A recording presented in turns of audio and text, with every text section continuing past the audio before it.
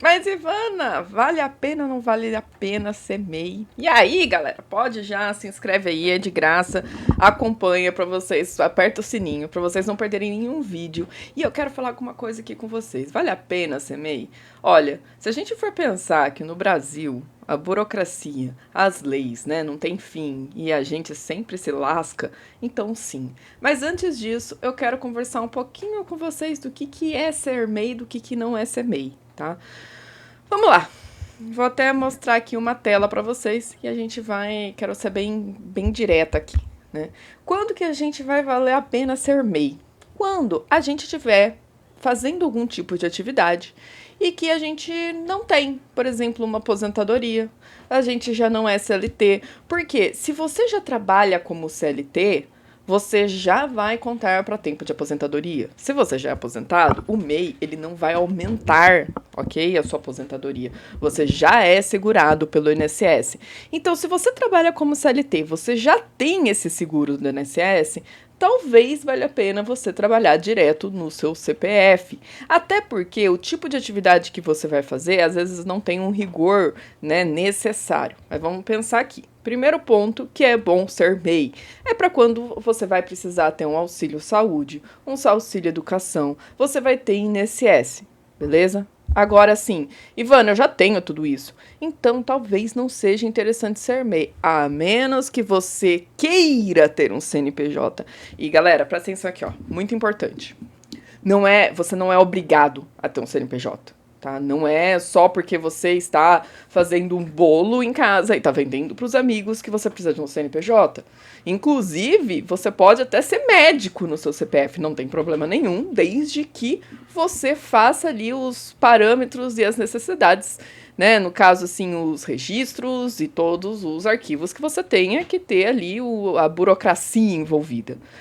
Mas você não precisa, para ser MEI qualquer atividade, você ter esse registro. Então, você pode sim trabalhar no seu CPF, não tem problema nenhum nisso. A questão de você ter o MEI é que você vai formalizar isso e você vai criar uma pessoa jurídica, que é um outro instituto. Então, você vai criar um CNPJ.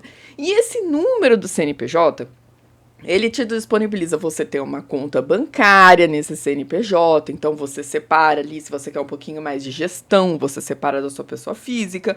Lembrando que você também pode fazer essa separação no papel, não precisa ser uma separação efetiva como isso. Você também vai ter ali uma alíquota mínima daquele imposto, então toda pessoa jurídica que tem que existir tem que pagar um imposto em cima e tem que ter uma declaração mensal, que no caso você vai pagar, ela já é automática no caso do MEI, e você vai pagar aquela guia lá de R$ 90.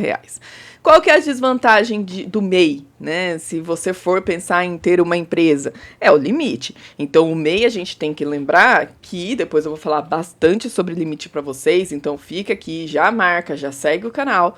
Mas o limite, né, ele vai ter um limite específico de 6.750. Mas vamos lá, voltando. Vale a pena ser MEI para você? Então, primeiro aspecto que você vai ver. E a gente está usando aqui, eu estou usando essa apresentação. Então, o primeiro aspecto é, se você precisa de uma formalidade básica, se você não tem o INSS, se você precisa ter alguma coisa de conta bancária para tentar um crédito para MEI, existem algumas empresas que dão crédito para MEI, e esse crédito, tá, não é para você pagar suas contas, não. Esse crédito é para você investir num maquinário e começar a pensar em crescer a sua empresa. Agora, quando que ele vai perder peso? Que nem eu comentei no começo do vídeo. Se você já é CLT, você já tem o INSS. Então, talvez você não precisa do INSS do MEI, você já vai ter seguros. Inclusive, é até importante isso, porque muita gente pergunta, o seguro-desemprego, perco ou não perco? Tá? Vai depender de uma análise física disso, né? Uma análise por pessoa individual. Então, pode ser que você abra o MEI e você perca, sim, o seu seguro-desemprego, como muitas pessoas já perderam, ou pode ser que não, que eles vejam que, na verdade, o MEI só estava lá aberto, nunca foi usado. Agora, quando que realmente não vale a pena ser MEI? E aí, eu quero que vocês que me seguem aí no TikTok, galera que já me segue no Instagram, já conhece. Vocês que estão me ouvindo sempre, vocês sabem. A gente não escolhe se a gente vai ser MEI ou não vai ser MEI por conta do limite, não é isso. de forma burocrática, pela lei, diz que se você tiver mais do que um faturamento bruto, você pode ser desenquadrado desse benefício do microempreendedor individual e ser um simples nacional e ser outra coisa. Beleza. Mas não é isso. Então, quando a gente vem aqui, ó, se vale a pena ser MEI, a gente não vai determinar pelo limite. Mas o que a gente vai determinar? Coisas interessantes. O que você quer fazer com esse negócio? Porque o MEI, ele é uma empresa, ele tem um CNPJ. E aí, o que você quer fazer com esse CNPJ? Você quer crescer? Você tá vendo vários vídeos aí na internet de como você vai crescer, como você vai se tornar um grande empresário, uma grande empresa? Ok. Só que para escalar, e é esse termo que eles usam bastante, para a gente escalar nosso negócio, não é só o faturamento que vai estourar, não é o problema disso. É que, lógico, tem a questão dos limites, mas principalmente, você vai ter sócio, você vai ter funcionário, você vai ter filiais. Então, quando a gente aumenta, vamos supor, você tem uma sorveteria. Então, você gostou de um ponto da sorveteria, você vai abrir a sorveteria em outro ponto. E mais um outro ponto, você vai começar a crescer e expandir e você não vai conseguir ter controle no MEI.